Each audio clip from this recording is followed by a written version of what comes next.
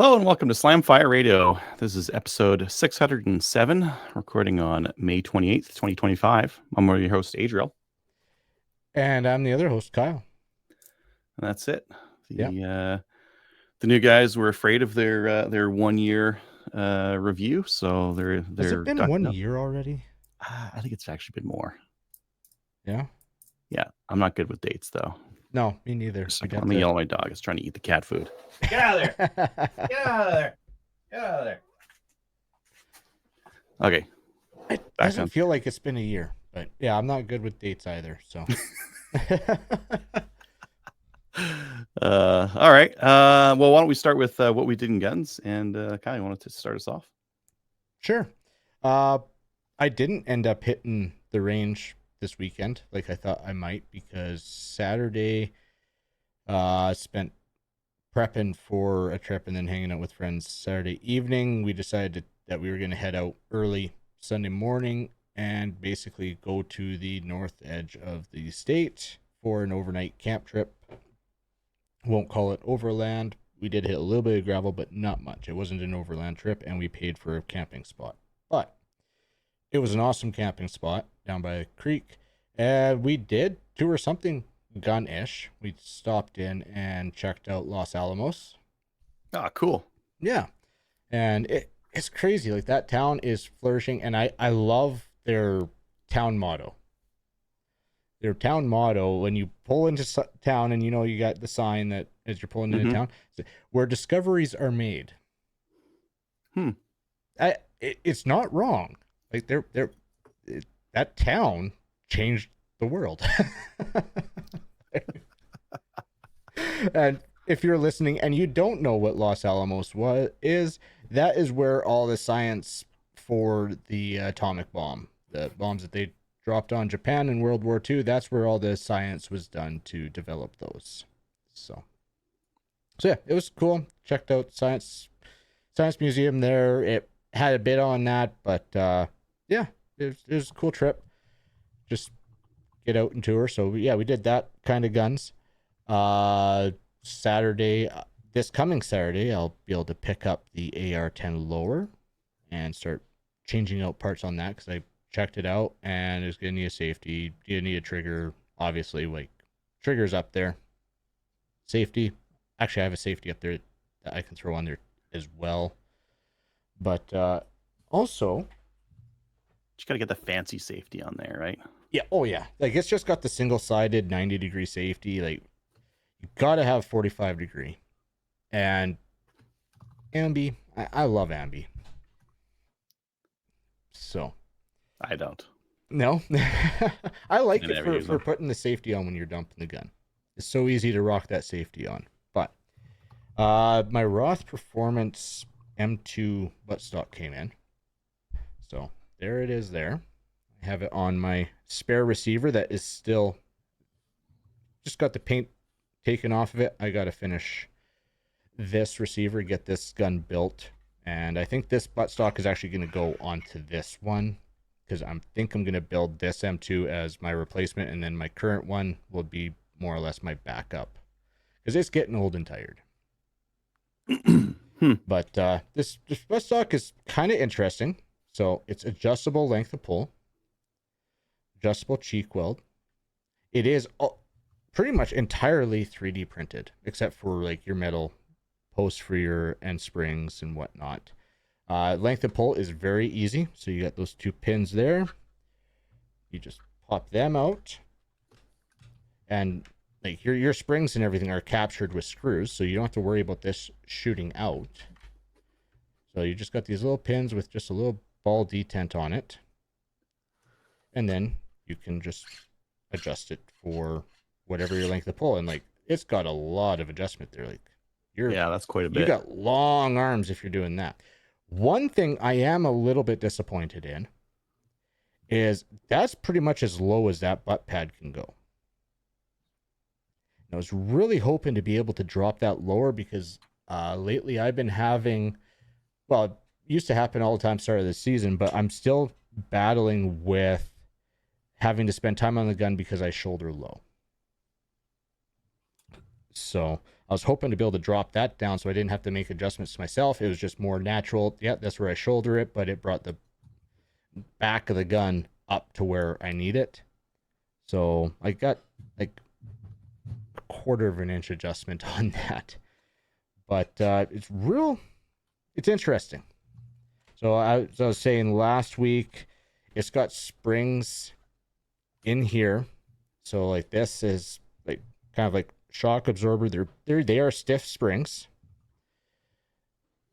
I'm interested in the material on the butt pad because this is a very soft, rubbery butt pad, but it is 3D printed. You can see the layers on it. Oh, must be TPU then. No, No. I have TPU and I've printed with it. It is not TPU. It does not feel anything like TPU. Wonder what other So soft TPU is material- flexible, but it still feels solid. This is like a soft rubber. Hmm. So, Interesting. funny story. The day it came in, I got a notification that I have a new cheek weld or a new cheek plate coming in because it's got a recall. I guess it's redesigned, a little bit more of a curve, a shallower radius on this back part because I could see that would break, especially because on this piece the layers are going vertically. So they said nothing wrong with it, but it's just a stronger piece. And I mean, adjusting, even these nuts are 3D printed. But they must go onto a real nut, Oh right? yes, they go Yeah. onto a real bolt. But yeah, and then you can adjust your cheek weld. So I might find some neoprene to put onto my cheek plate. And this is actually something I'm curious about because I just holding it for a couple seconds. This is gonna get sweaty and very slippery. So Not textured enough. oh, it's not textured at all. Like it's got some cool ridges for like what we'd call like I guess a palm swell. You can kind of see a little bit of the contour in there, which actually feels pretty nice. But now, being that it's 3D printed, I don't know if I should take an iron and stipple that. So I'm thinking I You could might do it with an iron, maybe at lower temperature. maybe like I don't know the internal structure though. I don't want to pop through. Like I don't know if he made this solid or Oh. if what the Mhm. infill's like, how many external layers there are. Mm-hmm. So I'm thinking I might try and find like a semi-aggressive grip tape or something that I can put on there, still make it look decent, but because like even just holding it like this, that's gonna get sweaty and slippery in no time. Mm-hmm. So yeah, a couple things that are kind of, well, I guess this plate here that your butt pad, and apparently this butt pad you can put onto the stock Comfort Tech receiver as well. So, but this plate that it clips into is also metal. So, but I still undecided if I feel it's worth the price. Like it was $350 US, and yes, some good engineering. It seems like it's quite good 3D printing. Like I suspected, it's not what I've been producing. It's some time, and this is a good 3D printer that they've used for this. Mm-hmm. But you can still see their classic 3D print. We'll call them errors or faults. But yeah, is it $350 good 3D printing? I don't know. But I did spend the money, and I'm gonna try it out, and we'll see how much I like it compared to the Comfort Tech. So Maybe 3D printing is there, right? yeah, I mean, Magload caddies, they're 3D printed for where they actually hold the shell. They're 3D printed. So I mean, like I was saying before, you can get really good 3D prints that hold up to abuse. And I mean, if it's a low production item, it just never makes sense to make a mold, like make a Yeah, plastic mold for it. So yeah, and yeah, I mean, like maybe 3D printing it was a way to keep costs down. Like I said, I still have a hard time believing that this was anywhere close to that. Like I'd love to know the profit margin on that. It's probably huge, but then there's engineering, and then there's time to like Well, yeah, I think this first batch, he basically, yeah, like you got the engineering and trials and yeah, everything. So yeah. yeah, but that's basically it for me this week. I gotta get someplace that I can put that on a bench and get the Dremel on it because I don't want to do it in here with the carpet and everything. Yeah. So I gotta find a shop setup that I can actually get to building that shotgun, get that load port done, and then just build the rest of it. Hmm. So, Cool. so yeah. What about you, Adriel? What'd you get up to? This last weekend here, I did a maple seed double header. So that was just the same course, but 2 days. A couple of interesting things. One guy did both days, and I'm like, man, this guy's not going to show up the second day. He showed up and he did the whole thing, which Nice. is something. Because I mean, you've been to him. You know that after that day one, your Yep. neck isn't feeling that great. You've been laying on the mat and going through it. Oh yeah. Like when I did mine, I even when I was helping you the second day, I was like, I'm glad I'm not shooting today. Yeah, yeah, yeah. Anyways, that guy, yeah, did 2 days, which is kind of interesting. So someone showed up and they cracked open their case, and like one of them had a single shot 22, and then the other one had 308 lever. She was Oh. like, she's talking to her, I think she was talking to her husband. She's like, "You backed the wrong gun." So they both got loners. She needs those danger noodles for the fast reloads. It was a Savage 99, so it would have been from the top. Oh. Oh. 5 rounds max kind of a thing, right? Yeah. Would have been funny. Would have been funny. Yeah, and one thing I noticed it pretty much at every maple seed, but this is my first of the year. I'm like, man, okay, if you're out there and you're listening and you have a Ruger 1022 and you have a scope on your Ruger 1022, put that shit as far forward as it can go in the rings, as far forward, because the length of pull on those things is not very good, and invariably people get onto the stock and they're holding it way at the back, way way way at the back. And we have to put the foam noodles, the pool noodles, and we have to tape them to the back of the stock to kick the gun forward on them. But you can get rid of a lot of that just by mounting your scope as far forward as it'll go, I think and that's not high. We had a couple of people with rings that were like super sky high high. mounts. Yeah, and then we have to throw more pool noodles on to get a cheek rest, right? So that they Yeah. got something proper. Change So it from a chin weld to a cheek weld. yeah, well, I think like some people are using like especially the worst offender is the AR optics mount, because those mount the optic for a straight line stock, and you go quite a bit higher than the bore, Yeah, those and are you don't. typically like an inch and a half mount. Yeah, yeah, Yeah. inch and a half, which you don't need. Like you can get it with a low. Oh, with most scopes on a Ruger 1022, you Well, can it get away with depends a if they're low. putting a big 50 mil on there or something, Yeah. which, I mean, if you're putting a 50 mil, yeah, you're going to need tall. Well, and then the other thing, you might be able to get away with a medium. You Hmm? might be able to get away with medium. Yeah. The other thing that comes into consideration is the magnification piece. If that hits the rail or Yeah. binds with the rail, and then where the end of the scope goes, because when it gets big, if it gets big where the rear sight is, no go, right? Yeah. Because that rear sight is, depending on your scope length, might get in the way. Yeah. Anyways, PSA: mount your scope as low as it can go and as forward as it can go Yeah. Well, on your Ruger set your eye 1022. relief. Go prone. Set your eye relief for prone, Mm-hmm. and then go from there. Just Yeah. same like that. I think that's a good message because I've done it myself. I've set eye relief standing. Oh yeah, no, that's good, and on the highest magnification as well. Yeah, the highest magnification is going to be the most Yeah, go difficult to prone, get eye relief highest for. magnification. Set your Yeah, eye relief and your cheek weld for that, because when you go down to one power and standing, you're gold. yeah, yep. I ordered some stuff from Tenda. I'll let you guys know when it comes here. I saw today that, and this has something to do with guns, tangentially something to do with guns.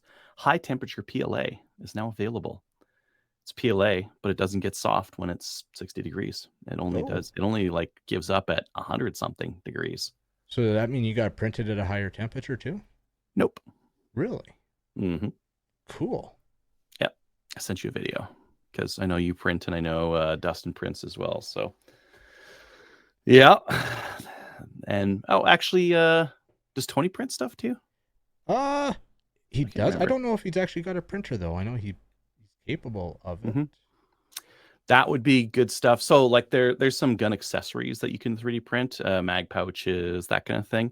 And PLA is not a great choice because if you're out in, I don't know, 30-degree weather and the sun's beating down on your part, it could get the part up to, depending how thin it is and the darkness of it, could get up to 60 degrees. Then it starts to soften and then it's not going to work anymore.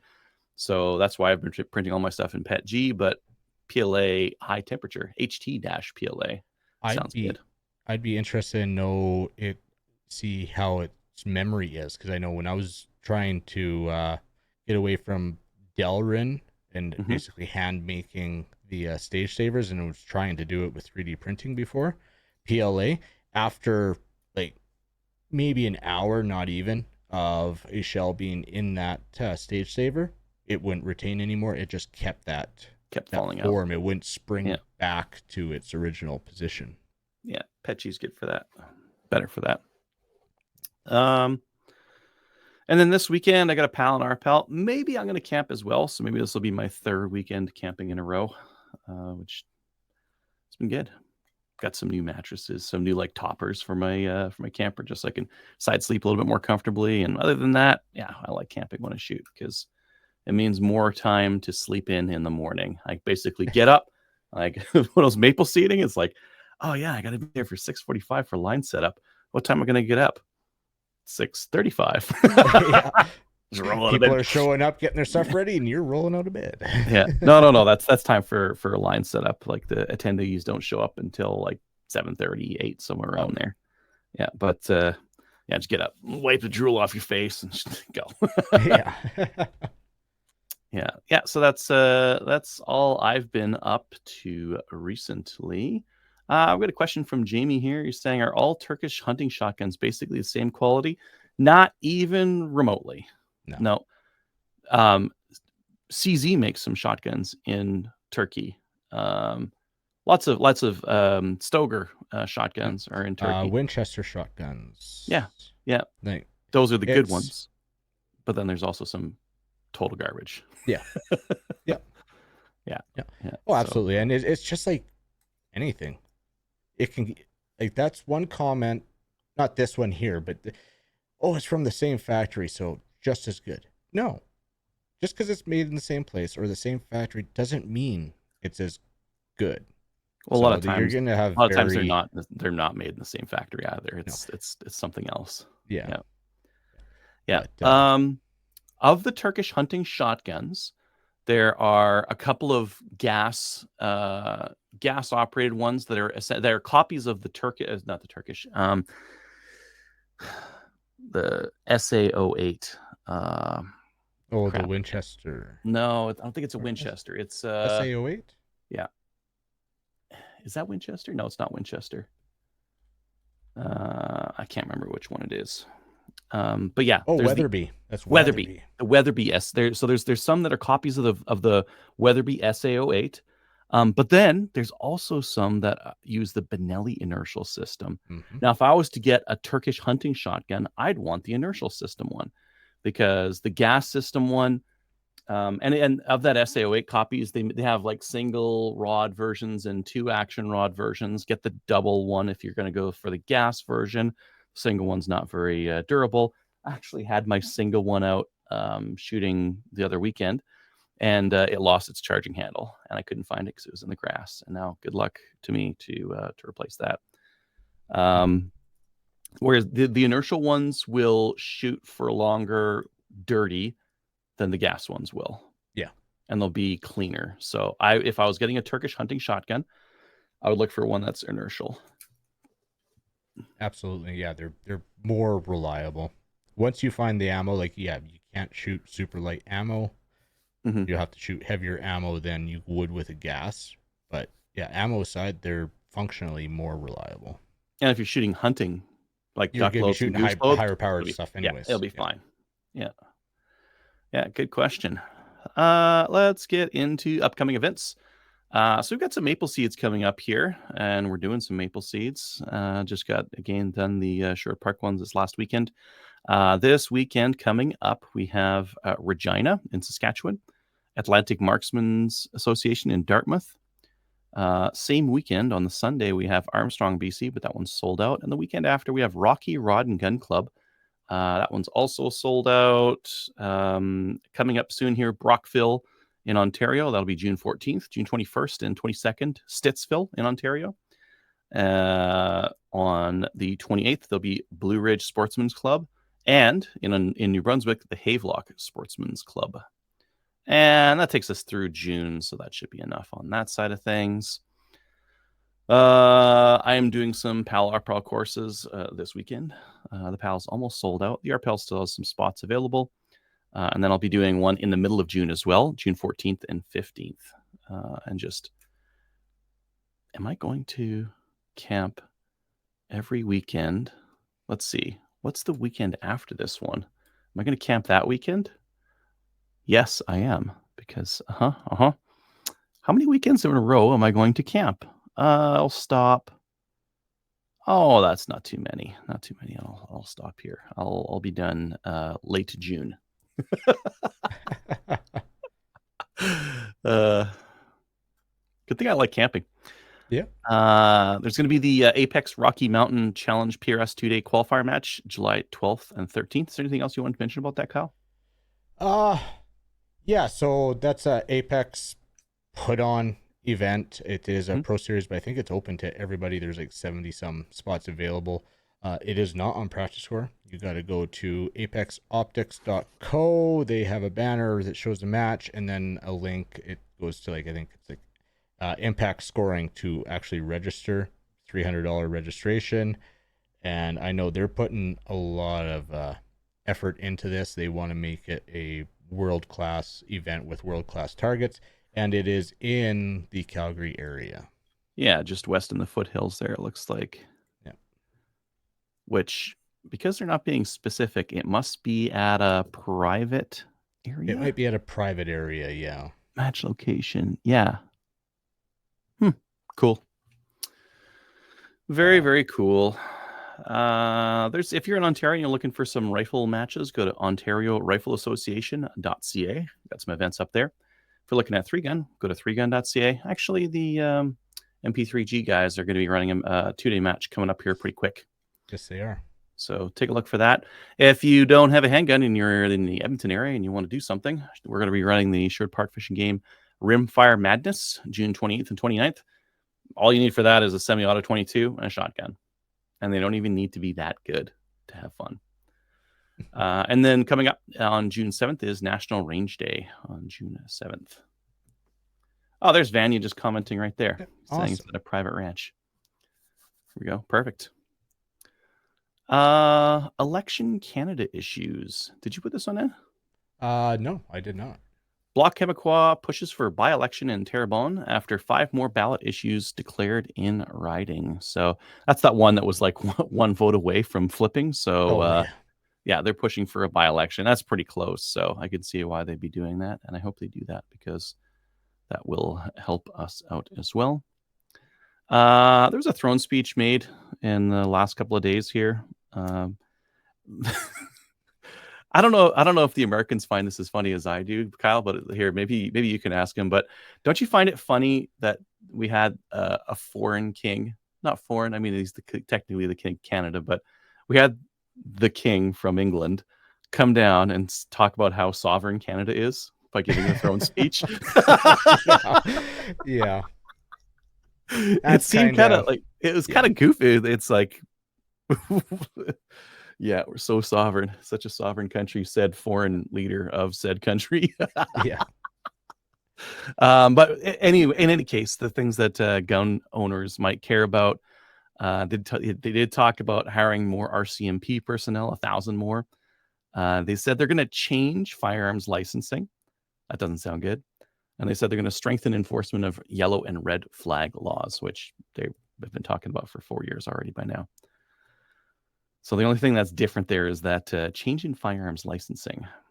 I'm curious to see what that scares me. Be. Yeah, That makes me me too. nervous. Me too, because Yeah. with that change, I'm not sure what that brings for me, what Yeah. that brings for everyone It's else. a liberal, so you know it's not a good thing. No. Like you can be hopeful all you want, but you know it's not going to be a good thing. You know, It's not going to be for the benefit of gun owners. they're not going to be like, you know what, these courses are kind of out of date. Why don't we just give them an update? Like, Yeah. let's not talk about black powder so much and revolvers so much. Let's talk about stuff that people actually use and want to buy and that kind of thing. Yeah. So yeah, yeah. Yeah, sporting rifles mentioning here. Quebec wants to abolish. Yeah, they Yeah. unanimously voted. Like this guy came in, they're like, we unanimously vote to abolish the monarchy. Yeah. It's one thing I can agree with. It was interesting. They used the one post I saw said the state of Quebec. Wait, The nation state of Quebec. Probably, yeah. That's yeah. But it just Yeah. I thought it was interesting wordage. Yeah. Well, and I mean, like, as much as I'm against the monarchy, there's a practicality in here, right? Can we get rid of them? Well, you need to amend the Constitution. It'd be a huge pain in the ass to get rid of them, right? So at this point, we've just like kind of stuck with them because amending the Constitution would be painful for a whole host of reasons. Kyle, you're excited about something that you got in the news here? I am. Well, I'm trying not to get too excited, but so this is not Canada related, so sorry to our listeners, but I am kind of getting excited because the big beautiful bill, it's a big tax bill, passed the House and is now in the Senate. But it's more than just the taxes, because apparently the Hearing Protection Act suppressors was included in that bill that passed the House. And so that is removing the tax stamp and registry, basically effectively removing suppressors from the NFA. So you get so I walk into a store, I buy a suppressor and walk out. They are still stupid price, but no, they're not. If they're off the NFA, they're gonna get crazy cheap. That's my bet. Crazy cheap or crazy expensive, because now short term crazy expensive because the market firm is going to be everyone. Like, but for a in cheap the long one, term, I'm looking for a cheap one for 223. I'm probably looking about $600 to $800. If I want a nice one, like I saw there was a Surefire, it's $1,700 just for the suppressor alone. I could not imagine spending $1,700. No, I can't even hardly imagine spending $800. I was trying to scope it out. Okay, this passes a Senate. What am I going to buy? There's another part, because GOA groups are trying to get the Short Act included as well, which is the SBRs, treating them the same as the suppressors, getting them removed from the NFA. So if that goes forward and it passes the Senate, I will be dancing, and I will be extremely happy. Yeah, we'll be very jealous. Very jealous.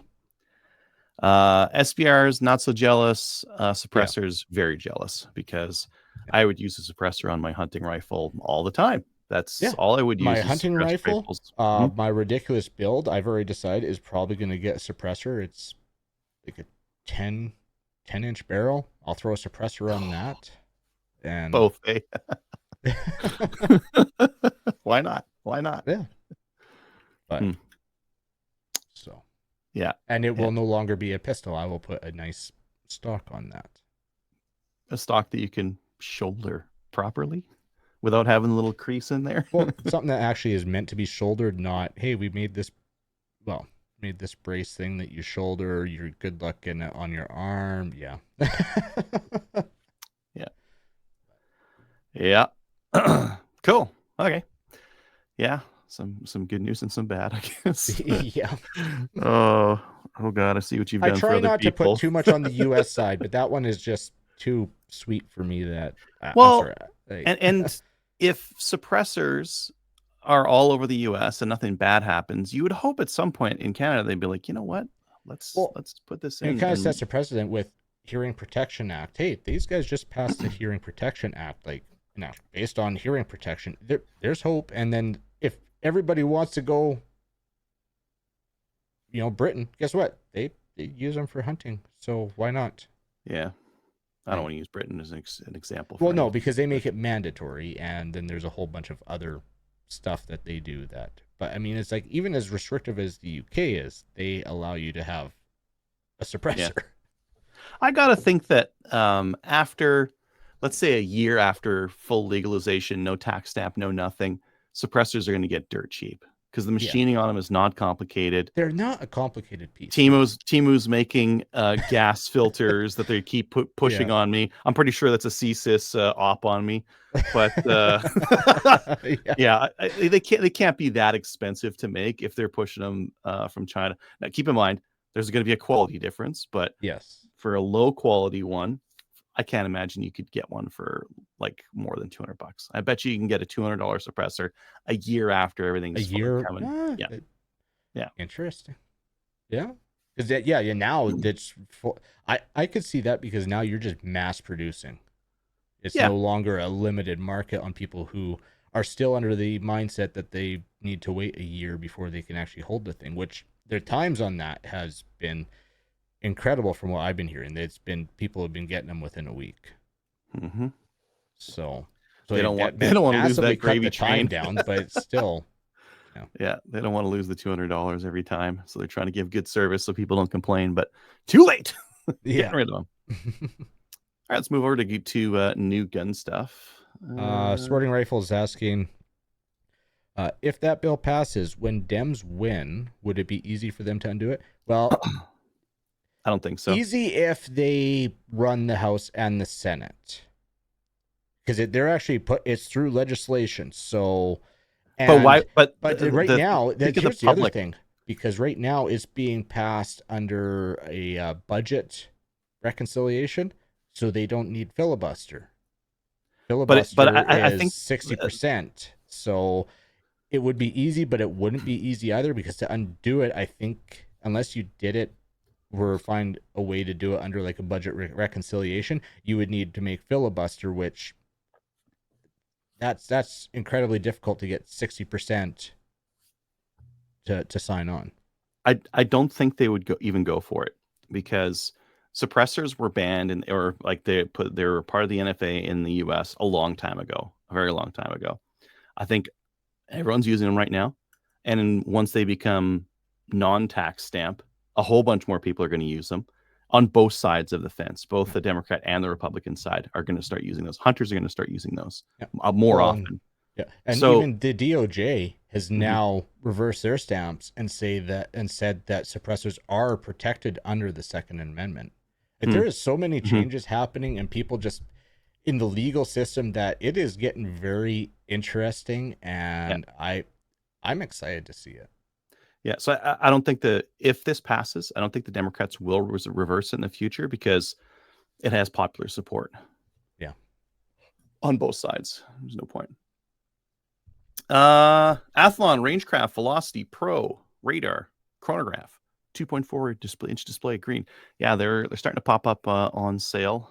This one is not on sale right now, but Brownells 400 had them for $399. $400, eh? $400. Yep. Now I have heard some talk about these things. One thing I heard is that they measure a little bit higher velocity because they catch the bullet just a little bit quicker than some of the other chronographs out there. Oh, So okay. So it's like more of a true muzzle velocity. maybe I don't know. You'd have to compare the Or is it oh what just it's not as accurate? no, I don't think it's accuracy. I think like the one review I had seen, it was a little like consistently a little bit faster. But I think you'd have to compare it to like magneto speed or something like that that you're shooting over top Mm. to get that. But that's one thing I heard. The other thing I heard is that the app isn't nearly as intuitive as the Garmin one. Um, so that's something to think about. I personally don't care. The way I use that Garmin thing when I borrowed one for a review is I just put it on a new string every time I was like trying to do new cartridge or whatever, and then check the SD ED average and then wrote it on a piece of paper. But of Right. course, if you want to get fancier than that, you don't Yeah. use a piece of paper, you use the app and you store it on there, right? Has it been compared to the Lab Radar one yet? Because now you Uh got 3 of these compact oh yeah. Yeah, but chronos. the Labrador one wasn't inexpensive. The Labrador one was I Well, thought it it's was still $600 Canadian, yeah. and I believe the Garmin was not much cheaper. Oh, the Garmin was It more was than that. just, it was more. Yeah, more. Okay. I'm pretty sure it was 700 0C1 or 799. Yeah, because I thought for sure the Labrador was like $600 for their compact one. 799 Canada. Where can I find one of these in Canada? 799, 869. Yeah, 799 is the map pricing I see everywhere in Canadian. Yeah. Sporting rifle. Saw one on the range. Nice bigger screen. Letters in Garmin. 450 Canadian. Mm. Yeah. Yep. Yeah. I like that price. Yeah, it's definitely a nice price. I should have one of these on the way for review soonish. I was talking with Athlon about that, so Nice. be happy to review one of those. Next bit I have here, new M1 Garands in production by for CMP, which sounds really cool until I found out who was making it. This is made by Heritage Arms. Some of their other stuff isn't all that good. So maybe this is a good one. Maybe they're using some, some good parts in it, but I'm less excited about this now. Oh, I forgot something for the news. Oh, what was that? The Rangers rifles. They Oh, have to replace all the stocks. Oh, yeah. Okay, we'll get that in just a second. Yeah. Yeah, so the M1 Garands, Heritage Arms is making them, and Heritage Arms. I don't know. I have one Heritage Arms, that Revolver 22. It's not the greatest. I'll put it that way. It's not the greatest. It's made to a price point, so I'm a little bit reticent about looking at something that's supposed to be like this high quality forging and all that kind of stuff in here. That it has to be. So I don't know, but I guess if they used like Criterion or something like that, like another third party for the barrels and that kind of thing, maybe it would be good. So because they're saying it's just one of their partners on here, so okay. I like to see more M1 Garands out though. It is a cool rifle. That's cool. Yeah. Sorry, you wanted to talk about your bit of news there?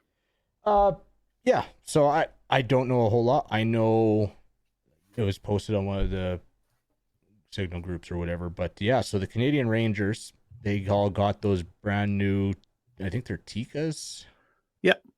With the laminate stocks, and apparently they're cracking.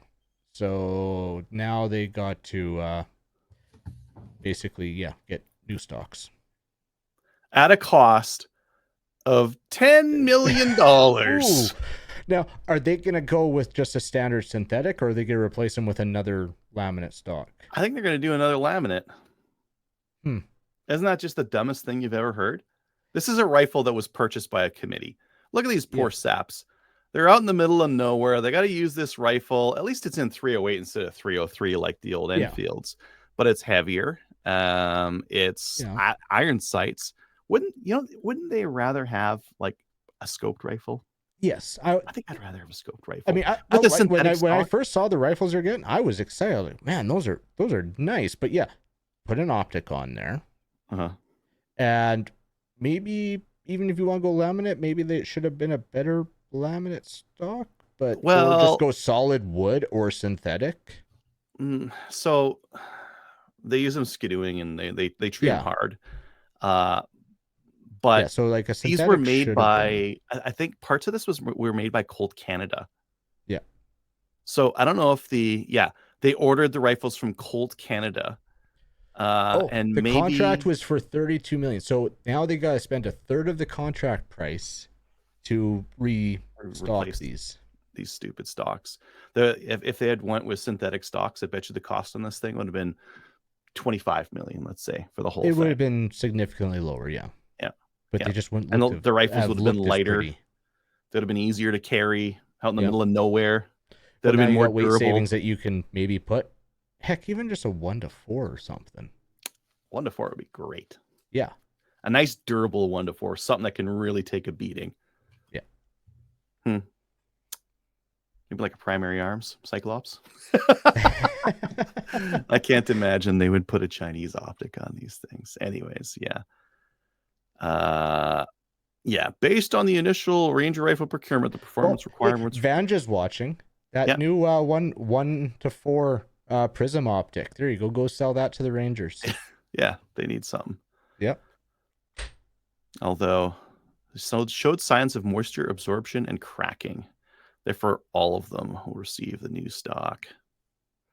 That The is, rifle remains yeah. an It effective and wasn't a accurate good weapon. lamination process. I'd be interested to see where they got the stocks from. Yeah, Yeah, I'm not sure. if it's a cheap synthetic, yeah, if you got extremely low temps, it's got possibility of cracking. But I've hunted in minus I mean, 40, and none of my shit's cracked. yeah, I don't. Yeah, I think a really bad plastic. Like I yeah. remember going. If they cheaped out again on something, then probably Yeah, possibility. But if they got like a industry standard synthetic, I think you'd be fine. yeah. Like when I was a kid, and we'd get out in those Halloween costumes, those really cheap plastic ones. And I used to live like north of where Kyle lived, and they would just crack to shit, but you wouldn't even you wouldn't get anywhere. Walk around minus 40, all your Halloween costume just cracks up and fades away. But yeah, I don't think they use that for their stocks. And like I've never had a synthetic stock crack from very low temps. And again, I've hunted in like minus 40. I don't have any problems with eating my wood stocks either, but yeah, getting wet and that kind of thing. They're also in some coastal regions. So if they're coastal and it's cold, that's going to be really bad for those synthetic stocks. Sorry, Yeah, not synthetic, for the for the laminate laminate, yeah. stocks. Yeah. Okay, where does that take us to? This one here.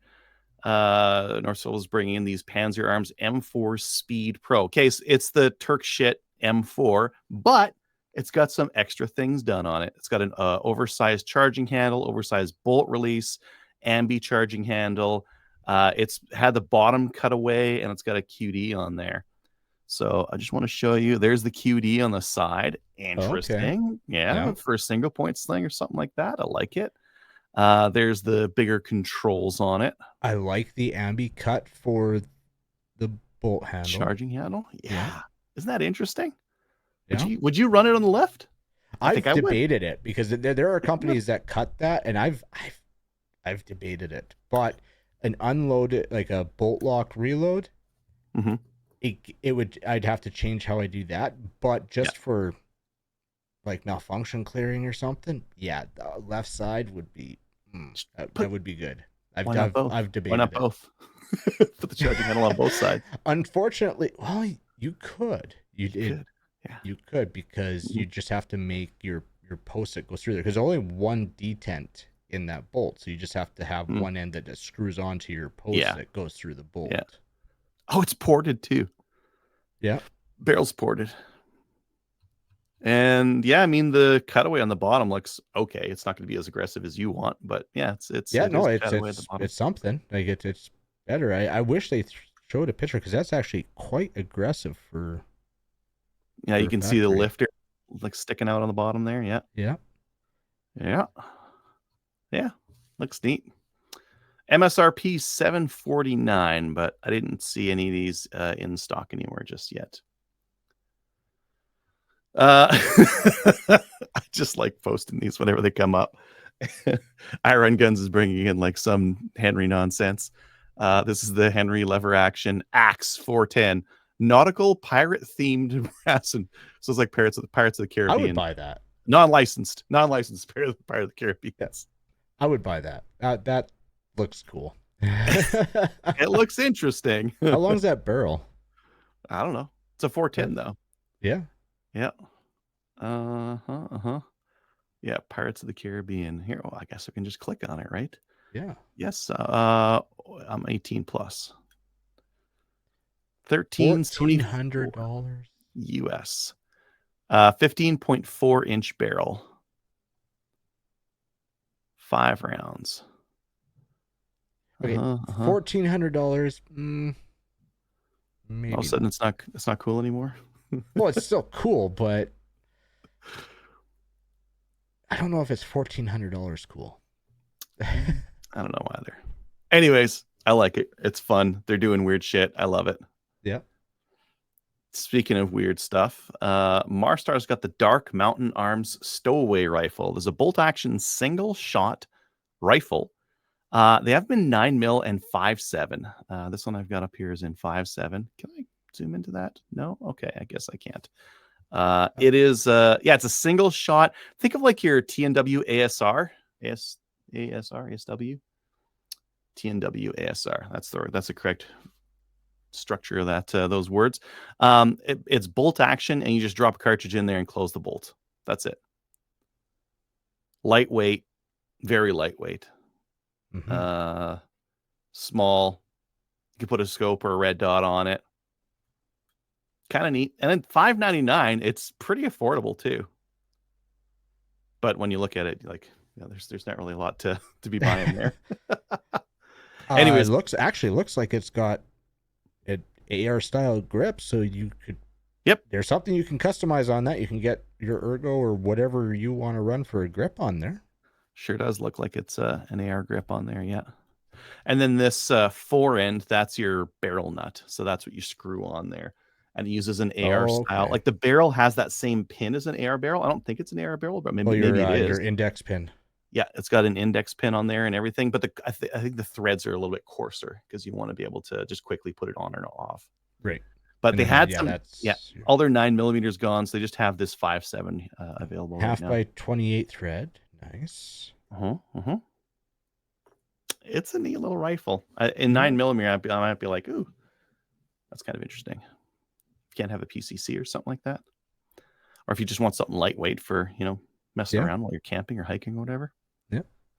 Yep. And finally, the Henry Supreme is on store shelves in Canada. This is their lever action 223. Detachable mag 223. Detachable mag 223. Lever action $2,000. That's what they're going for. Can't say I'd buy one for $2,000. Like you've been saying all along, like the prices on levers, like holy cow. It seems a bit too much. If I can get like a bolt action or a pump or if I was in the US, like a semi-auto, actually I could get the ACDash Alcor for $1,500 and it's semi-auto and runs the same mags. It's probably going to get banned, and I imagine this won't, but that's neither here nor there. Well, the detachable mag makes it more dangerous. Indeed. Yes, it does.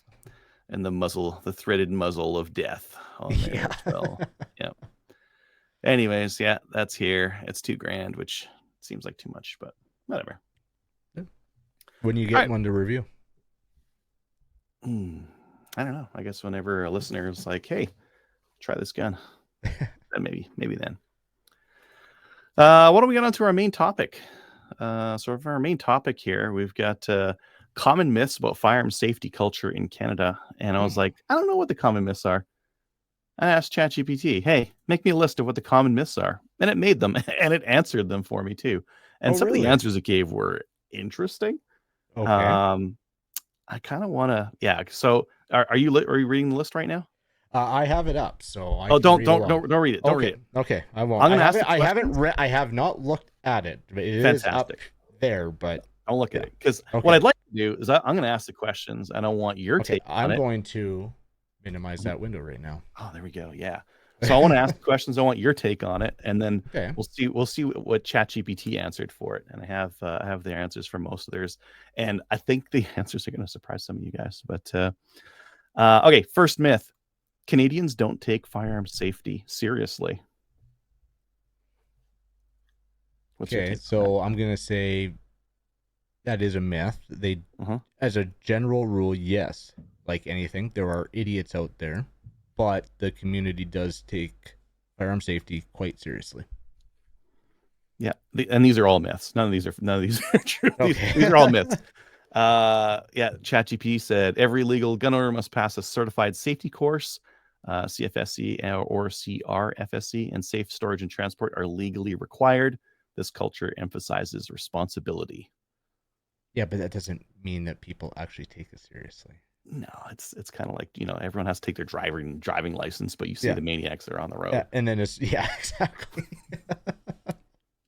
But it's a bare minimum. It's a bare minimum. Yeah. You at least have to be taught that. And so it's like you do know better because you were taught better. you passed a test that Yeah. showed you knew better at one point. Yeah. Maybe you lost that at some point. Next one. More legal guns means more crime. Bullshit. Okay. Why? More legal guns means more crime. No, Uh-huh. more illegal guns means more crime. Especially with a system where they're registered. People aren't going to take the chances on a registered gun that will trace them right back to you. Yeah. Yeah. ChatGPT says most gun crime in Canada involves illegally smuggled firearms, not those owned by licensed Canadians. PAL holders have lower crime rates than the general population. I sure wish the government would read ChatGPT because ChatGPT seems to have it figured out. Next one, gun owners are reckless or anti-government. Reckless, no. Anti-government, yes. I think I agree with you. Reckless, no. Anti-government depends on the space. So, like a lot of maybe hunters and not that kind of thing, full libertarian, but there's a Venn diagram. Anti-big government, yeah. A lot of anti-government people are over here, but not everyone's anti-government. I think it's one of those ones. But they're saying the majority of gun owners are law-abiding citizens, hunters, sport shooters, farmers, veterans who comply with laws and advocate for safety and training. Next one, the U.S. and Canadian gun cultures are the same. I'm sorry, repeat that. The U.S. and Canadian gun cultures are the same. Oh. Well, they can't be the same. No, they can't be the same. I'm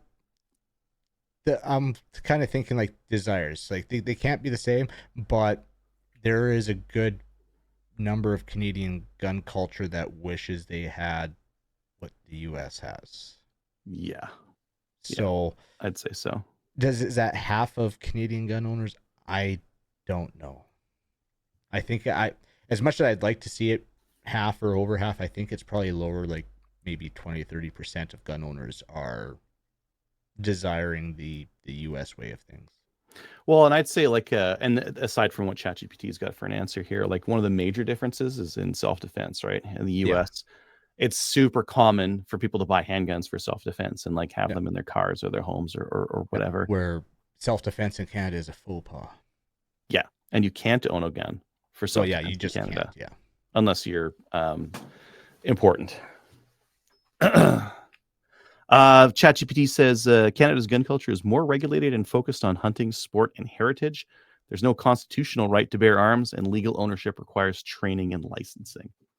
I don't really like their answer on that one, but I guess. Yeah. Myth, there's no need for firearms in modern Canadian society. Yeah, there is. I even when I lived in Canada, defense, both from people and animals. For sustenance, you like to hunt and get fresh food. It's not required, but it sure makes it a lot easier. And I'd say, like, aside from need, what about just want? Well, that's just what about just like it's my hobby need and I like doesn't it. Need to be in that discussion. Yeah. But ChatGPT says firearms are still vital tools in rural, indigenous, and northern communities for food security, predator control, and cultural practices. I'd be interested to know what cultural practices involve firearms. Hunting, shooting beer they cans. Already said that's my cultural food. practice. Like, shooting beer cans. Like when they say that, I think of like a tomahawk or like the ceremonial knives that I think it's the Sikhs carry in that. But we've had guns for long enough that they kind of have the same spot. Like there's my grandpa's like lever action hunting rifle that he's had since the 40s, or the 303 that the family's had since I don't know, WW2, I guess, somewhere around there, right? Yeah. Or my gopher gun over there that's from the 40s as well, right? Like some of those, like that cultural practice is hunting with those firearms. Yeah, that's fair. And Okay. it's not nowadays. It's not for it. Like we get food out of it, but I don't require food. I don't require No, deer we don't. meat. A lot of people don't need to hunt to feed Yeah, themselves. yeah. But it's a cultural practice because my dad hunted and my grandpa hunted and my Mhm. great grandpa hunted and my kids hunt, and that's the cultural practice bit. It's not required for food security for me. For some people it is, but not for Yeah. me. Okay. Ask downtown Toronto 24/7 shooters about cultural practice. Yeah. Okay, next one. And I forgot to copy the answer here. Canadian gun owners are not concerned with public safety. I like these. I like these Yeah. because they're like, they force you to Actually, think about it, I right? would say the majority of Canadian gun owners would love to have firearms for public safety, for personal defense, even though it's a faux pas Hmm. And I'd say and that illegal. um, most Canadian gun owners know more about firearms used in crime than non-gun owners. Hmm. When I look at a guns and drug seizure photo in Edmonton here, and I see, oh, yeah, got some drugs, and oh, there's a prohib Glock. I know Yeah. just looking at it that was smuggled in. I know that, but most non-gun owners wouldn't No. know that, and they were not concerned with how that gun got in, but they just want it off the streets. Yeah. They're not as concerned with public safety, and they don't know how to solve that problem. Yeah. Legal guns are the main source of gun violence. I thought that was basically already in there, but no, it's smuggled firearms in from the U.S. or wherever. Yeah. Yeah, and they're saying our CMP and police reports consistently show that most crime guns come from illegal sources, especially the U.S. Now, really, like your definition of gun violence will change the answer to this question. If you Hmm. consider suicide to be gun violence, well, then it's going to be yes, Or though you they're include airsoft legally owned. into gun violence, like has been done in the past. Yeah, or misuse. They like to Yeah. call that one misuse as well. Next myth: PAL holders don't get regular oversight. Well, I know at least restricteds are daily. Yeah, yeah, you get the daily background check with the continuous eligibility screening program. One of the Yeah. strictest systems in the world, ChatGPT notes. Mm. Guns are only for self-defense. Kind of talked about this. Yeah. Well, in Canada, no, because self-defense with a gun is basically not quite, You can but do it. basically, You yeah, can do it. It's under just, the right yeah, circumstances, you can get away with it. But yeah. it is very frowned upon and like to be presented as that's illegal and that is no reason to own a firearm. So, Yeah. Okay. This next one you're going to love. The media accurately represents gun owners.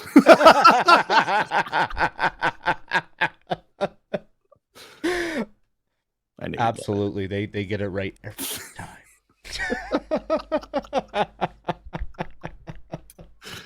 it. Mainstream coverage often focuses on gun crime, rarely covering the legal responsible side of gun ownership. This creates a skewed public image. That's ChatGPT's answer Yeah. on that myth. And I mean, I was actually having a conversation with someone about this recently. It's like, I don't know much about like how the media represents stuff, but everything I know a lot about, they do a really bad job of it. I know a lot about digital marketing, and if you ever listen to CBC's podcast on marketing with Bill O'Reilly, Bob O'Reilly, I can't remember what the name is. If you listen to him talk about anything, their knowledge about that stuff is like this deep.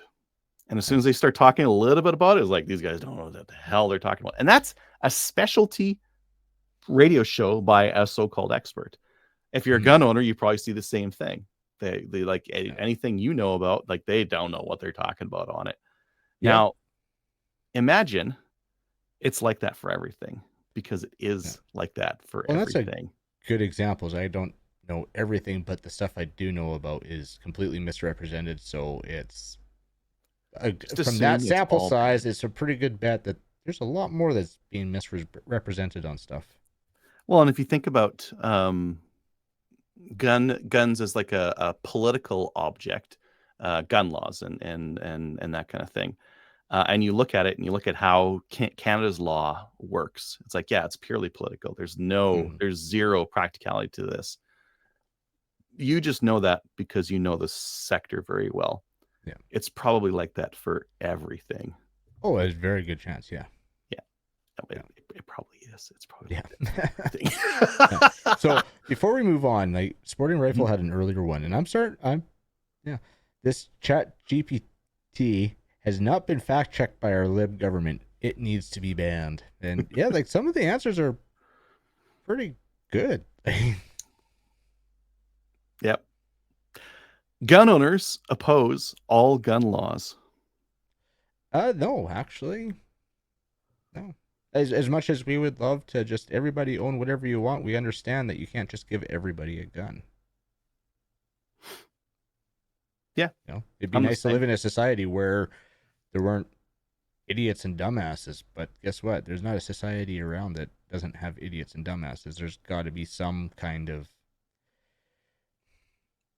either exclusion or preclusion. Like that's where like the US, it's everybody gets it unless you prove yourself like you become a felon. You've proved that you can't be trusted with that. So whereas Canada treats you like the felon, but you need to go through this course and then you proved okay, you can do it safely, versus you prove that you cannot do it safely or you're not a good person to be trusted with it.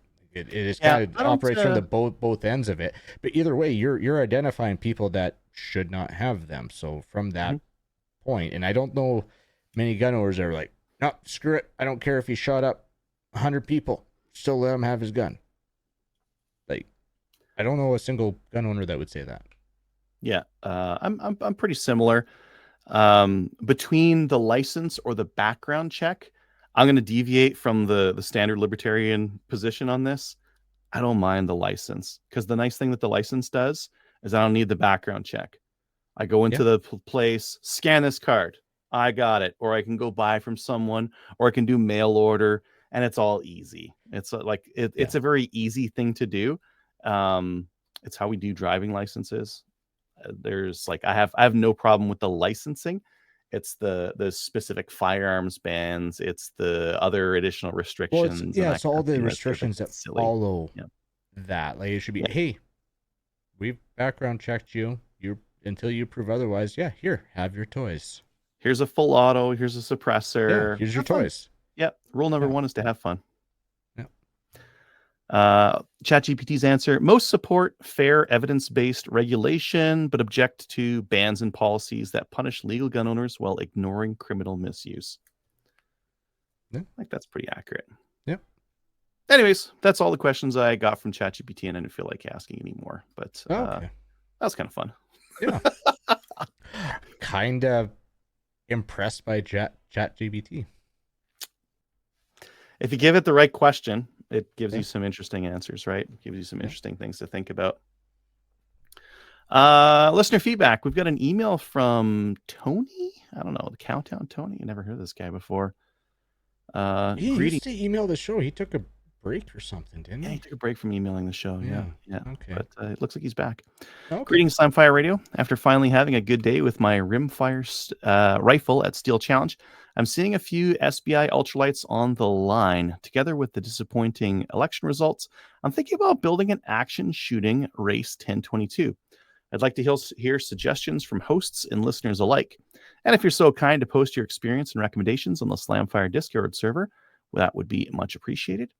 I have my heart pretty set on the Fletcher Rifle Works 1122 receiver, since I don't need much pick rail space. And I know if there isn't a good, easy way to clean it, I'll just not complete it and complain later. Thanks. Have a good night. Best regards, Cowtown Tony. Okay. The Fletcher, do we even have those in Canada? Like what an odd, like I get why he's going for it. That is an easy to clean action. Okay. Oh, Calgary Shooting Center has them. $349 for the receiver. That's not even that bad.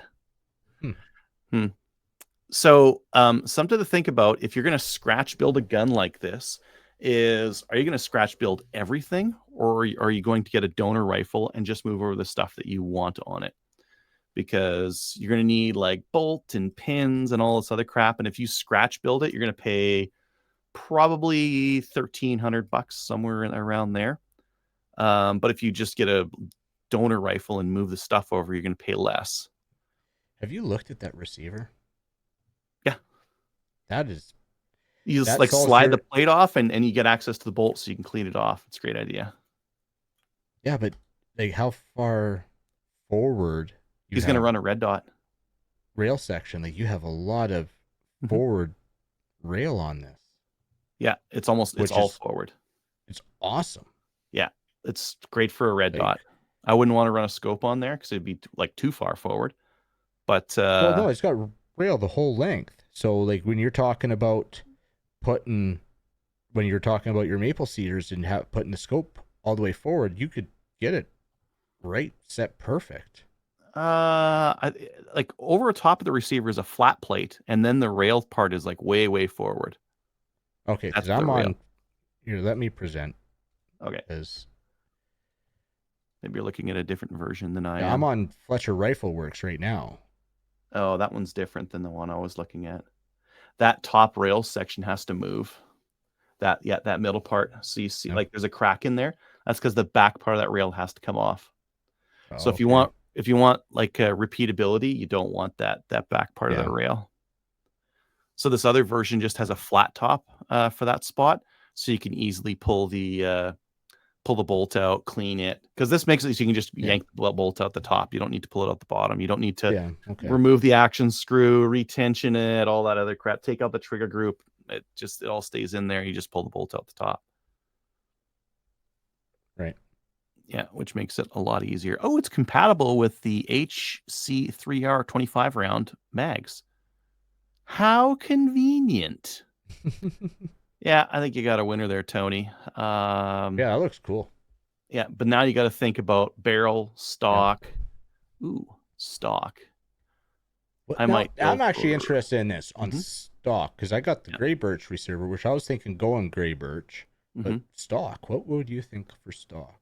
I would go like lightweight, maybe even SBI stock for that one. Okay. Where's mine? Just a second here. I mean, barrel. Apparently the Shaw Custom Works barrel I got is supposed to be good. But, I mean, you on this build, like, I mean, you can go crazy or not, but I would say a good bull barrel on it. I wouldn't put a bull barrel if he's going to go race gun. No. I want something light. I want something to snap side to side. So you want something lightweight. Yeah, but too light makes it too difficult. Yes, there's a balance. Yeah. But that's the SBI ultralight stock. All it is this piece right here. That's it. Oh wow. Yeah. So you put your grip, you put pick stock on the back of it, or they have an adapter so you can put the free float. The handguard. The handguard just is the action screw. Oh, okay. Just on your V block there. Yeah. So yes, it's a free float on the handguard right there. I mean, if we really want to go minimalistic, there's the tandem cross that we were checking out with the like 3/4 inch. That's another thing to take a look at, is that tandem. Yeah, actually their barrel would be really cool and some of their parts. But yeah. Was that tensioned barrel on that? Yeah, I would look at that tension barrel because that thing was badass. But then lightweight on the lightweight, so you can snap it side to side, nice and low. Something that's like got a red dot.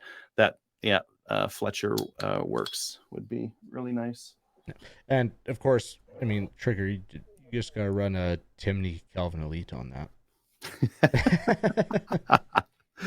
Or if you're cheap, you wait for the BX triggers to go and you put one of those in there. No, action. You gotta shoot fast, so you need that lightweight trigger. Yeah. Lightweight, short reset. Yeah. that would be lightweight and short reset. Yeah. Tony's saying there's a full length kit, but it would not be as stable. Yeah, I think if you're just going to put a red dot on it, I would go with the flat top and the little like section of rail full forward, so you've got the room for it. And then take a look at Well, Calgary Shooting Center, we were talking with Jeff at the booth there for, what's the company again? Tandem Cross booth, and they were getting some of the Tandem Cross stuff in, and that's all Go Fast parts for the 1022. Yeah, that was a cool setup. Yeah. Actually, 1022s, there's quite a bit of customization you can do on them. Maybe we should do a 1022 show. We should. I think we've talked about customizing them before. Have to do some research and just search everything. Yeah. Coming up soon. Tony, that'll be our research show for you. So we'll do that, and we'll all research barrels and stocks and all that other kind of stuff. Yeah. Cool. All right. Let's get on to YouTube comments. Kyle, you got those up? I do. Cool. So I will go back. It was 604.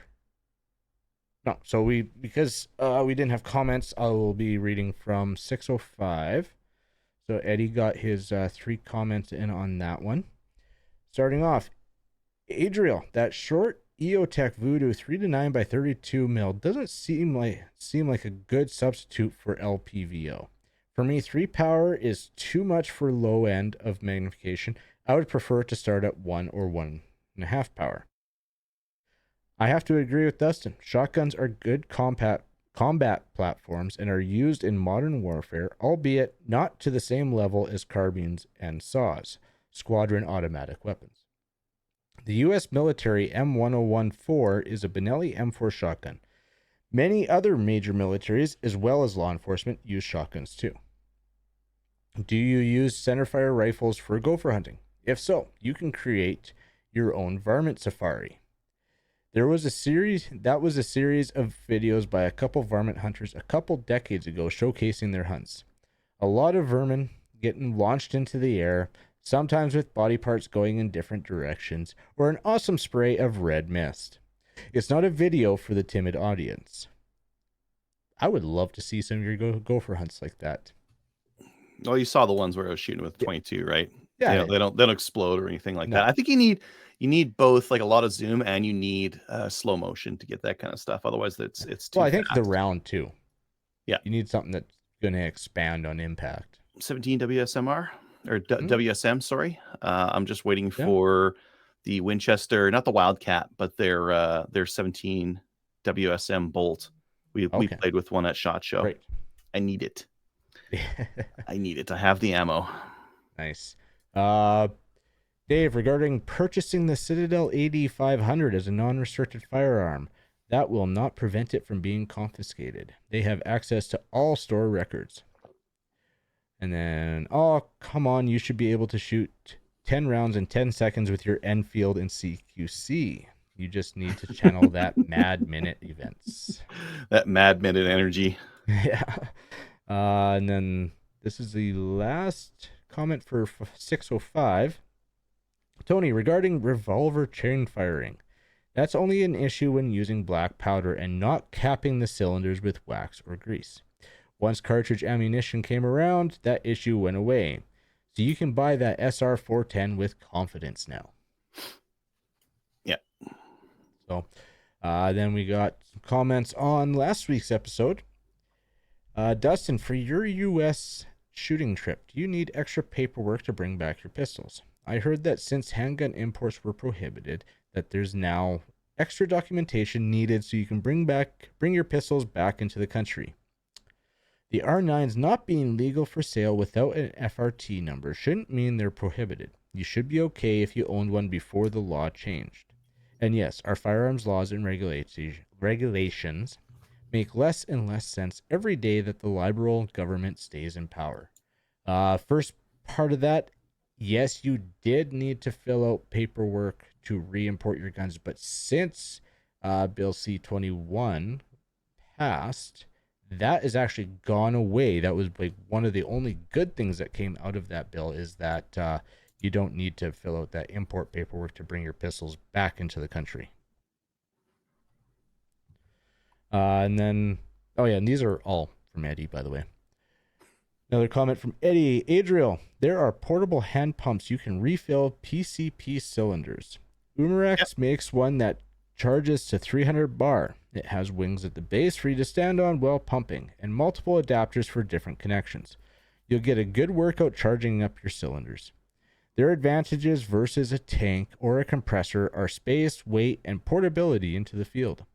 Considering your last name, it's interesting that you speak Chinese but not French. The compressor that I've got to crank up these tanks, it's 120 or 12 volt. So you could, in the field, hook it up to your car battery and charge out there. There was an interesting reply to that from Tom Bryant. Now, a foot pump takes way too long to fill this tank. The GX CS4i compressor I got for it can use 120, 240, or even has 12 volt battery clamps for using my truck, quad, booster pack, etc. Not as portable as a foot pump, but still portable and quick. There we go. Just it's his gun. Saying. Yeah, it's his gun, his pump. So yeah. Oh, there you go. And then last one from Eddie, and then we got one more afterwards. Kyle, one way you could have carried a firearm in Alaska while off work, if you really wanted to, is to mail it to the place you're staying at, then pick it up when you get there. Of course, that would incur extra costs, and you'd have to mail it back to yourself afterwards. Yep, I could have. I could make excuses like I didn't know where I was staying until at that moment, and yep, it's just something if I was going out into the backcountry, spending some time in the backcountry, yes, absolutely. It wasn't as big of a deal for me to deal with the hassle, but you are 100% right. I could have absolutely done that. Dustin knows his bidets. The Japanese ones can get real fancy. A Tokyo hotel room had one that not only allows you to adjust temperature, but also change the spray width and angle. They also had a pulsating feature. Another big thing is Japan is 7-Eleven. It seems like there's one on every other block, and they had bidets in their bathrooms too. Congrats, you were the only one to make it through the show without losing any stars. No, there was two of us. Dustin and I did not lose any stars that episode. Adriel and Tony did. Yeah. And then our last YouTube comment was on Adriel's first look at the, what is it? The Canuck Wrangler Boss in 44 Magnum. And this is from the Independent Canadian.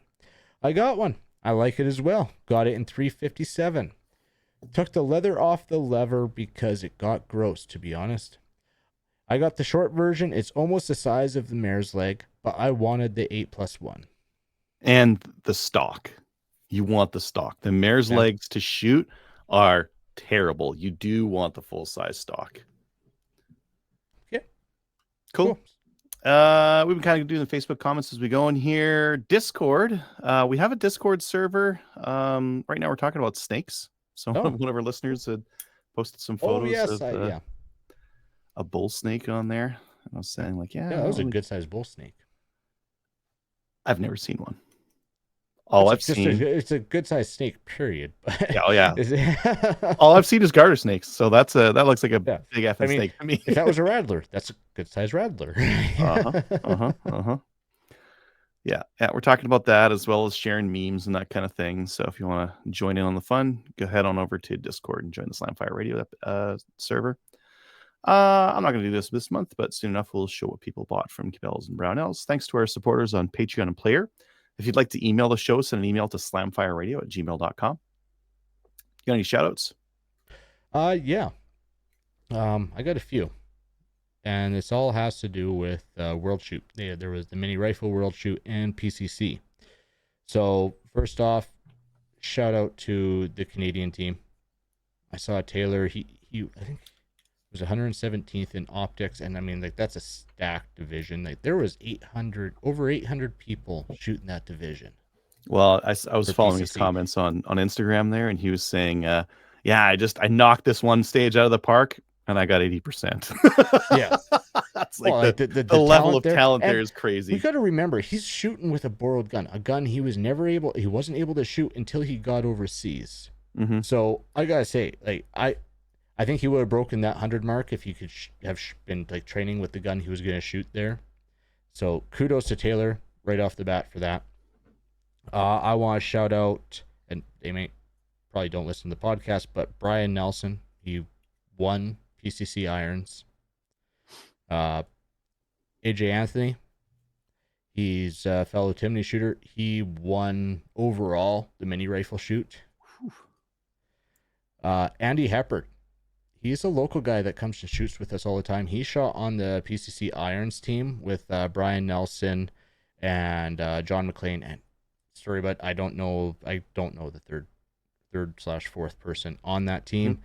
But Andy, me and him, we race back and forth all the time. And yeah, he placed 27th for PCC irons. So shout out to Andy for their performance. And the US PCC irons team won first. So Brian Nelson won first. And then like there was the first and third on the podium.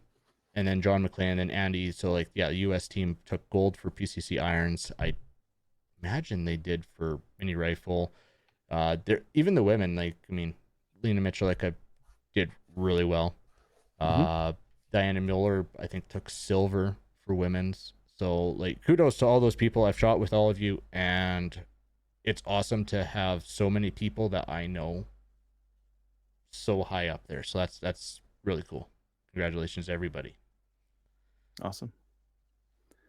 I got a shout out for all the Maple Seed instructors that helped me out this last weekend here. We had a boatload of like super experienced guys. It was super easy to run the event because it was like every time I was like, okay, well, I guess next I have to hand out these targets. I'd turn around and someone's already like handing them out to the other instructors. It's like, oh, I guess that's taken care of now. And I guess next this person has to do this. And they're like standing at the mat. They're ready to do their thing. It was just, even though it was our first event of the year, flawless. Absolutely awesome. Flawless. Yeah. Saturday and Sunday, they're both fantastic and both extremely easy because of all the help we had with their experienced instructors. Any other shout outs? No, that's it for me. Cool. All right. Join our Discord server. Watch us on Facebook, YouTube, Twitch, and Player. Join the CCFR, and we'll see you all next week. Later. See you next week.